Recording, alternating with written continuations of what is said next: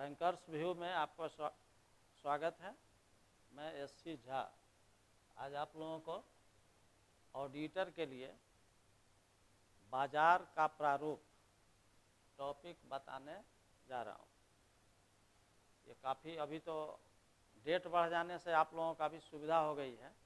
इसमें ये होगा कि आप तैयारी बेहतर कर सकते हैं। अब इतना मौका मिल गया है जो आप बेहतर तैयारी कर सकते हैं अगर आप टाइम का यूज करें तब, नहीं तो फिर बढ़ता जा रहा है, बार बार बढ़ता जाएगा तो उससे कोई फ़ायदा होने वाला नहीं है। अगर आप यूज करेंगे तो बेहतर ये हो सकता है। तो इसमें मार्केट का एक क्वेश्चन हर साल पूछता रहता है। तो इसमें पहले हम लोगों को ये जानना है कि बाजार का रूप क्या है, फॉर्म्स ऑफ मार्केट क्या है। तो इसमें कई बाजार हैं, जिसमें एक बाजार है पूर्ण प्रतियोगिता। पूर्ण प्रतियोगिता यानी परफेक्ट कंपटीशन। परफेक्ट कंपटीशन में ये हो गया परफेक्ट कंपटीशन। एक है मोनोपोली यानी एकाधिकार, मोनोपोली। एक है इम्परफेक्ट कंपटीशन, अपूर्ण प्रतियोगिता। अपूर्ण प्रतियोगिता इसमें कई हैं। एक है एकाधिकारिक प्रतियोगिता।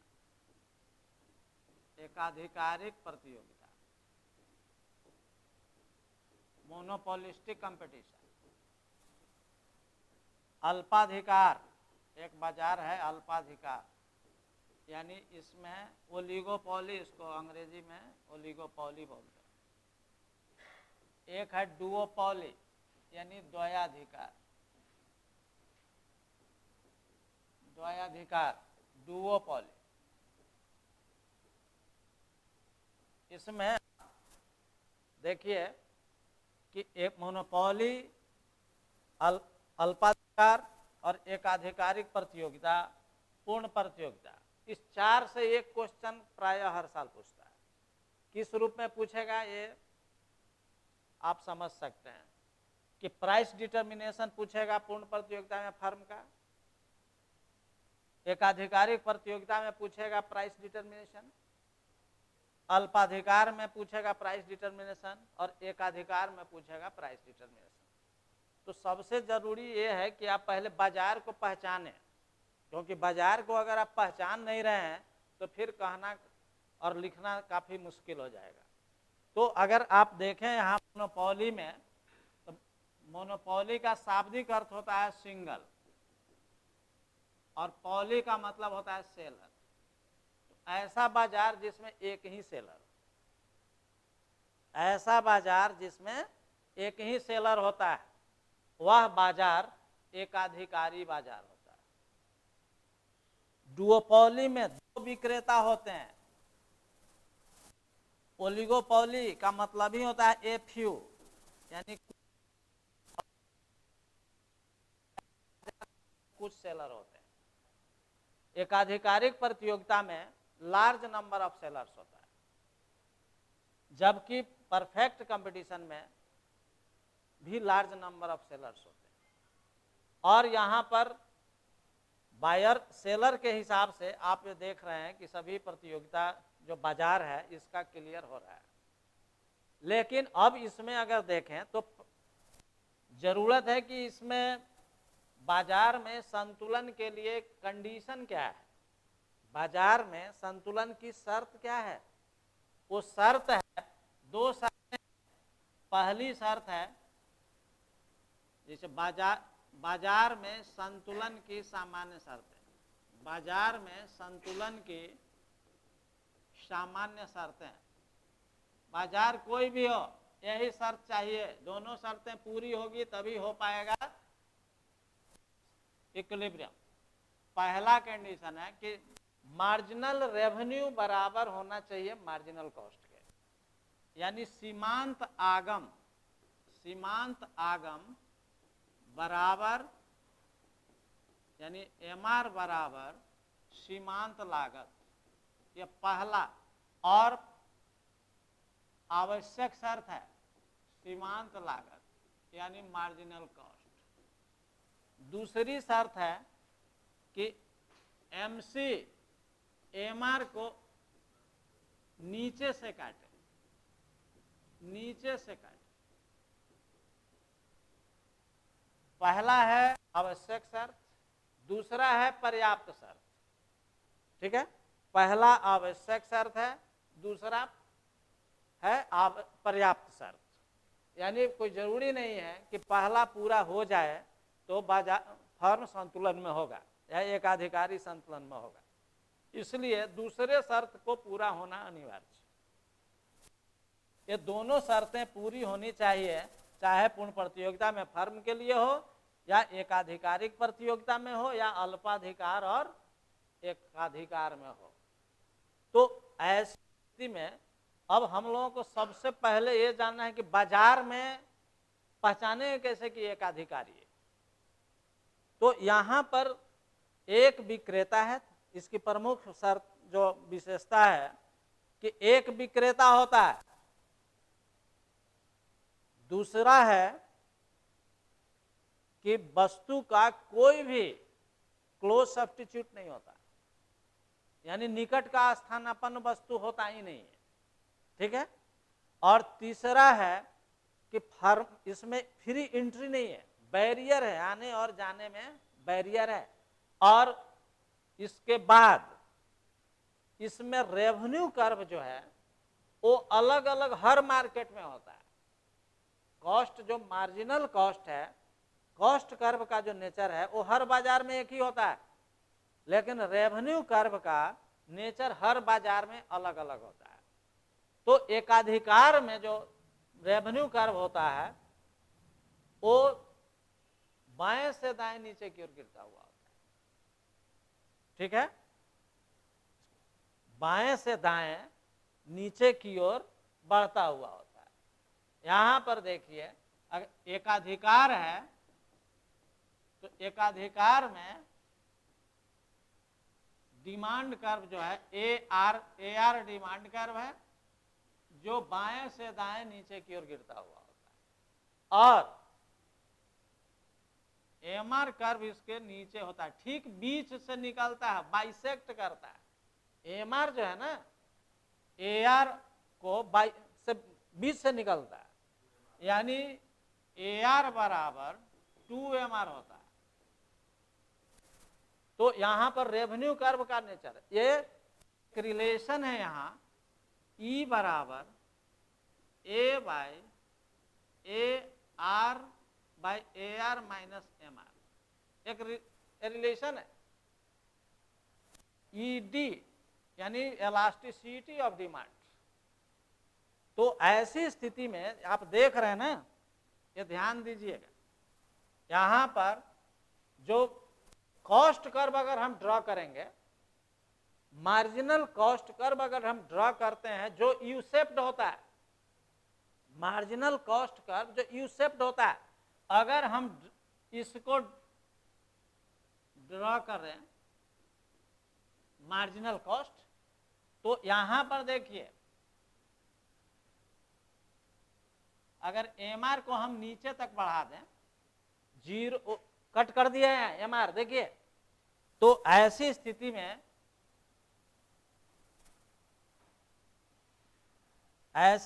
में जो आप देख रहे हैं ना, एक सावधानी ये रहनी चाहिए कि जो प्रोड्यूसर प्रोडक्शन करेगा वो जहां एमआर कट कर रहा है उसके ऊपर, देखिए उसके ऊपर से बाईं ओर ही, माने इसके बाईं ओर ही प्रोड्यूसर इक्विलिब्रियम में होगा। ये ध्यान रखने की चीज, यानी जब भी आप बनाते हैं तो उसको अगर खींचते हैं ना तो एमआर ऊपर तक ही प्राय खींच लेते हैं, लेकिन यहां से अगर आप देखते हैं तो प्रोड्यूसर इक्विलिब्रियम में इस पॉइंट से पहले ही होगा। अगर इसको एन पॉइंट नाम दें तो इसके पहले ही प्रोड्यूसर प्रोडक्शन करेगा, मोनोपोलिस्ट, इसके दाईं ओर नहीं, क्योंकि मार्जिन रेवेन्यू निगेटिव हो गया, एन के बाद मार्जिन रेवेन्यू निगेटिव है, इसीलिए उसके बाद प्रोड्यूसर प्रोडक्शन नहीं करता है। तो यहां पर देखिए कि ये जो देख रहे हैं ना यहाँ पर ई पॉइंट पर जो इंटरसेक्शन कर रहा है ना, ई को इक्विलिब्रियम कह रहे हैं पॉइंट, इससे यहीं पर फर्म इक्विलिब्रियम में होगा। ये आउटपुट इतना OQ आउटपुट हुआ और यहां पर OP प्राइस हो गया, ये स्थिति है।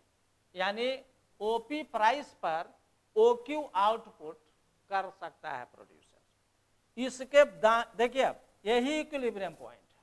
किसी भी स्थिति में मार्जिनल रेवेन्यू के जीरो होने के दाहिनी ओर प्रोड्यूसर प्रोडक्शन नहीं करता है, क्योंकि मार्जिनल रेवेन्यू निगेटिव हो जाता है। क्लियर है भाई? ये नेचर है एकाधिकार में इस कर्व की। तो यहां पर अब इसमें अगर देखते हैं, और ये रिलेशन देखिए, ये काफी महत्वपूर्ण रिलेशन है जो मिसेस जॉन रॉबिन्सन ने दिया है, ये रिलेशन। तो एकाधिकार में इन अब जो स्थिति होती है इसमें सूचना देने के लिए ही एडवर्टीजमेंट होता है, सिर्फ सूचना देने के लिए, सूचना की जो दिया जाता है बस। तो यहां अल्पकाल में एकाधिकारी को सामान्य लाभ होता है, असामान्य लाभ होता है और हानि भी होती है, लेकिन दीर्घकाल में सिर्फ और सिर्फ असामान्य लाभ होता है एकाधिकारी को। और एकाधिकारी अल्पकाल में हानि उठाता है, क्योंकि एक एकाधिकारी के बस में होता है प्राइस और सप्लाई तय करना, लेकिन डिमांड उसके पास में नहीं होता है, डिमांड पर उसका कोई नियंत्रण नहीं होता है, इसीलिए उसको अल्पकाल में हानि हो सकती है। क्लियर है? ये चीज यहां पर एकाधिकार की स्थिति है। अब देखिए, अब अगर ये स्थिति है मोनोपोलिस्टिक कंपटीशन का, एकाधिकारिक प्रतियोगिता का, इसमें आप एकाधिकारिक प्रतियोगिता, इसमें आप देख रहे हैं इसका कैरेक्टर यही रियल वर्ल्ड में यही पाया जाता है, रियल वर्ल्ड में यही पाया जाता है। इसमें आप देख रहे हैं क्योंकि सेलर की संख्या इसमें अधिक हो जाती है, लार्ज नंबर ऑफ सेलर्स, और वस्तु विभेद होता है। वस्तु विभेद का मतलब क्या है? वस्तुओं में कुछ कुछ अंतर होता है जो आपस में सब्स्टिट्यूट, क्लोज सब्स्टिट्यूट होती है। जैसे टूथपेस्ट है, किसी भी कंपनी का टूथपेस्ट आपस में क्लोज सब्स्टिट्यूट है, क्योंकि उसका काम है दांतों की सफाई करना, क्लोज सब्स्टिट्यूट है। तो रियल वर्ल्ड में तो यही पाया जाता है ना। अगर अगर बाजार में एक ही विक्रेता है तब वो मोनोपोलिस्ट होगा, लेकिन जो रियल वर्ल्ड में देखा जाता है 1933 के बाद, जब मिसेस जॉन रॉबिन्सन और ये चैम्बरलिन ने अपूर्ण प्रतियोगिता और एकाधिकारिक प्रतियोगिता का कॉन्सेप्ट दे करके रियल वर्ल्ड में बतलाया कि ये पाया जाता है किसी वस्तु के एक से अधिक विक्रेता होते हैं और वो एकाधिकारिक प्रतियोगिता में होते हैं। तो यहाँ पर जो इसके लिए मांग वक्र होगा, डिमांड कर्व है, वो ज्यादा फ्लैट होगा क्योंकि विक्रेता की संख्या अधिक है। यहाँ पर भी जो मार्जिनल रेवेन्यू है वो बीच से ही निकलेगा, देखिए। और यहाँ फिर वही यू शेप मार्जिनल कॉस्ट होता है, जो यहाँ जहाँ ई पॉइंट पर इक्विलिब्रियम में होगा फर्म, और यहाँ देखिए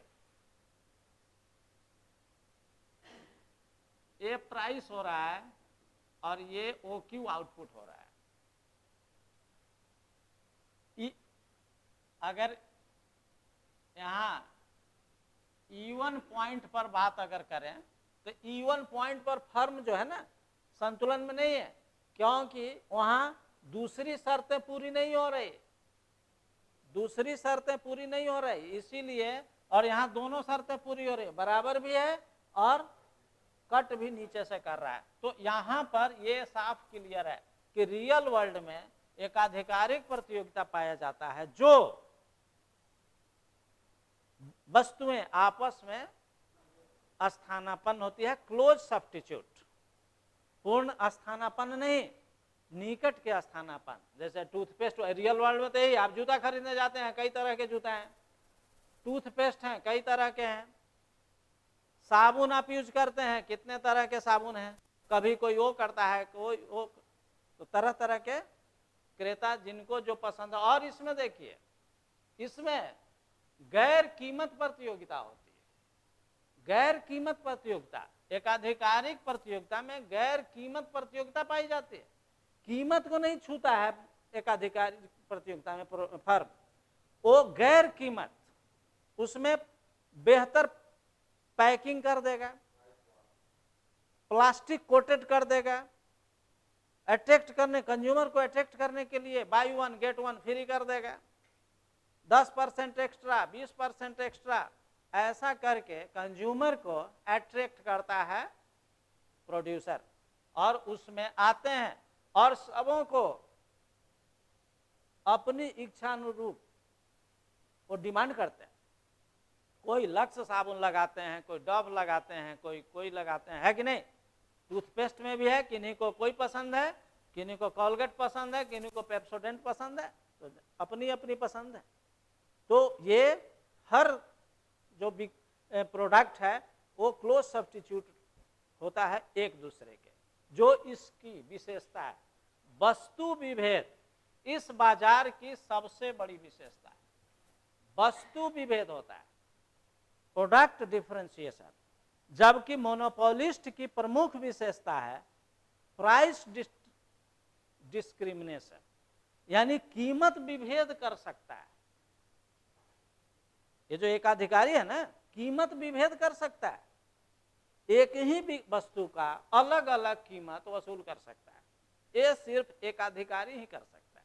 जैसे बिजली का प्राइस अलग अलग वसूल लेता है कि नहीं, बिजली का अलग अलग। रेलवे भी मोनोपोलिस्ट है, उसमें भी डिफरेंट क्लासेस का डिफरेंट चार्जेस लिया जाता है। लेकिन मॉडर्न इकोनॉमिस्ट अगर मान लीजिए कि एक ही प्रोडक्ट का अलग अलग कीमत सामान्यतः संभव नहीं है, संभव है लेकिन रेलवे में तो नहीं संभव है, तो उसमें एसी बनाया जाता है, स्लीपर है, जनरल है, सभी क्लास होते हैं ना।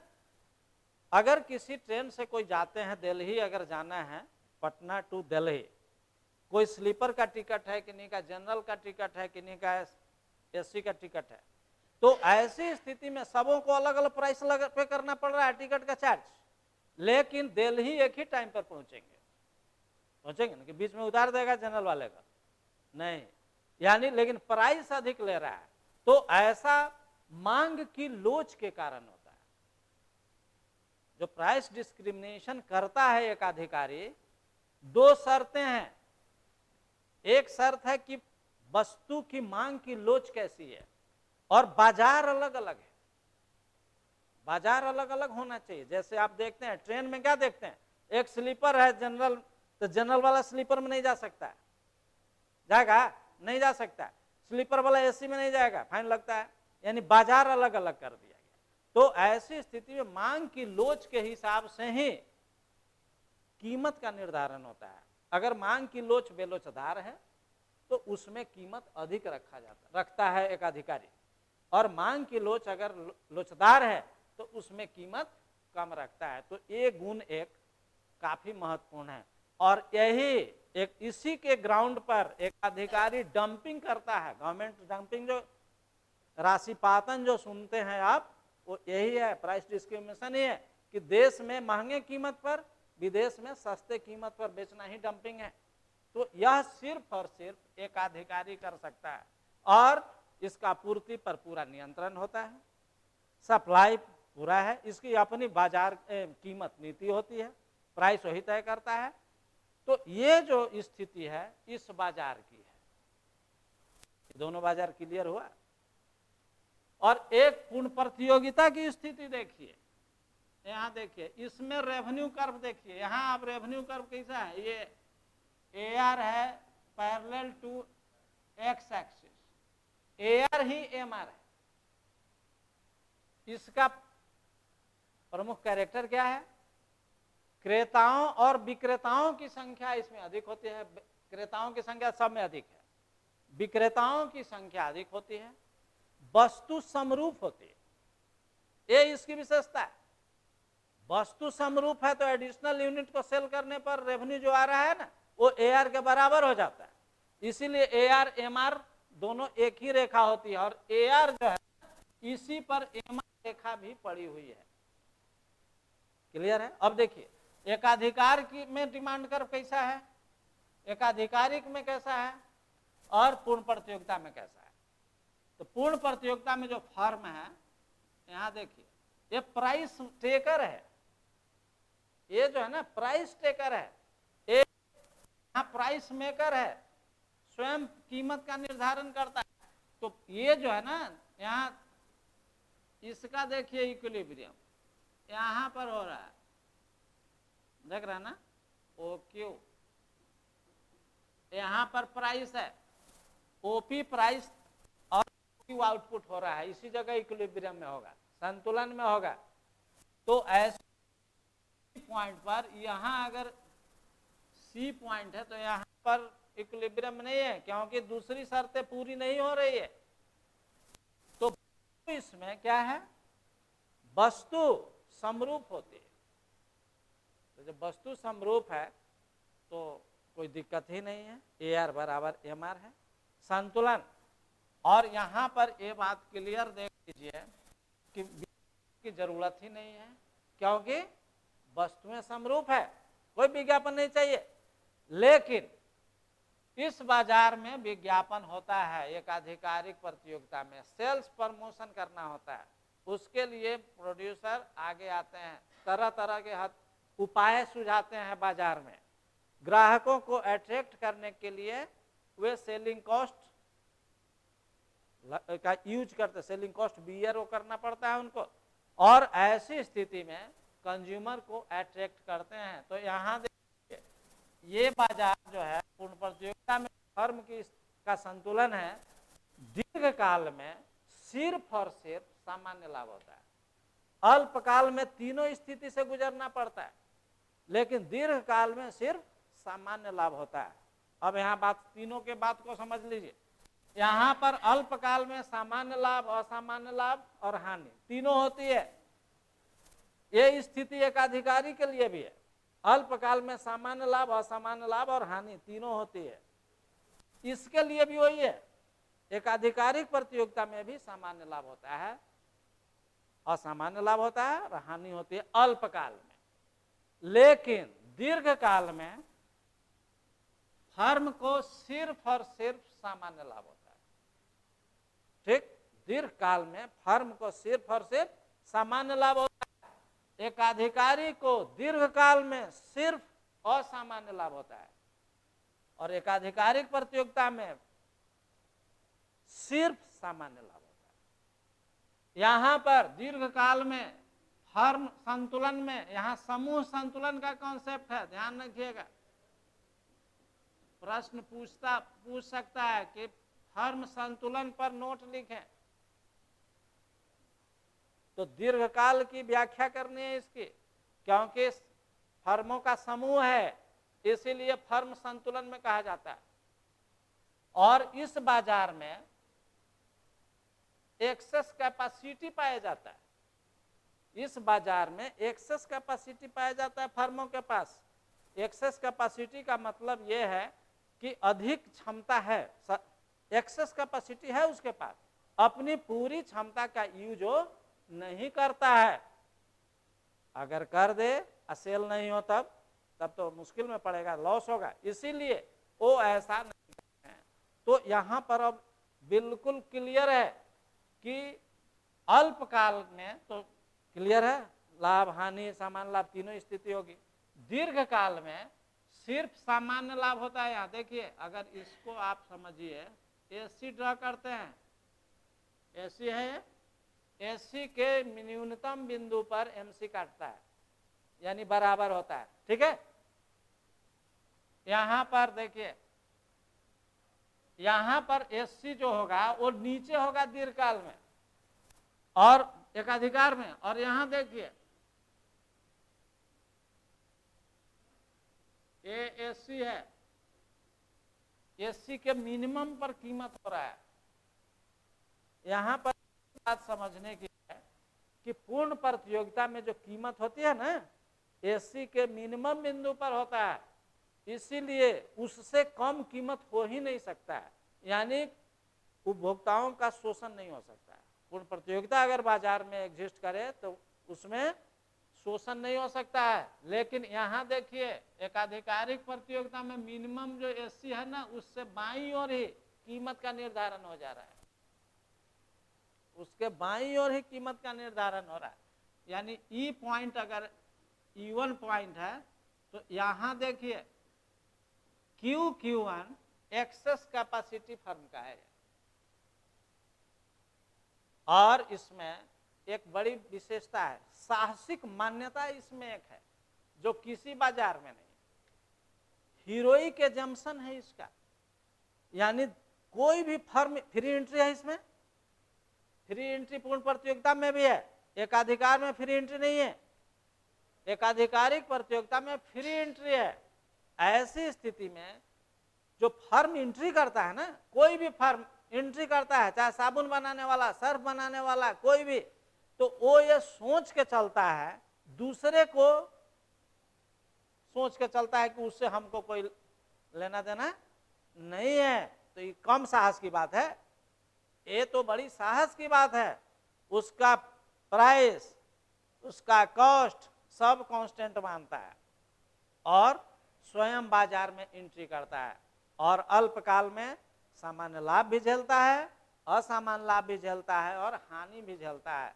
लेकिन दीर्घकाल में इसी उम्मीद से कि सामान्य लाभ मिलेगा, जिसको शून्य लाभ भी कहते हैं, तो ऐसी स्थिति में वो बाजार में रहता है। और सामान्य लाभ आप जानते हैं, सामान्य लाभ वह लाभ है जो बाजार में किसी फर्म को रहने के लिए पर्याप्त है। तो ये इसकी बातें संक्षिप्त बातें हैं। इसमें फिर आप सभी ऑडिटर, AA के जितने भी एस्पिरेंट हैं, अगर आप तैयारी कर रहे हैं तो निश्चित रूप से संस्थान से जुड़िए। आपको इसी तरह हर टॉपिक की चर्चा हम लोग करते हैं, हर टॉपिक को बेहतर तरीके से ग्राफिकल प्रेजेंटेशन से बताते हैं, ताकि आपकी कोई समस्या नहीं रहे, और फिर तब आपकी जीत निश्चित है। क्योंकि ये जान लीजिए, बेहतर ज्ञान बेहतर भविष्य, बेहतर ज्ञान होगा, भविष्य बेहतर होगा, और फिर आप सबों की के लिए शुभकामना है। फिर हम लोग आगे के वीडियो में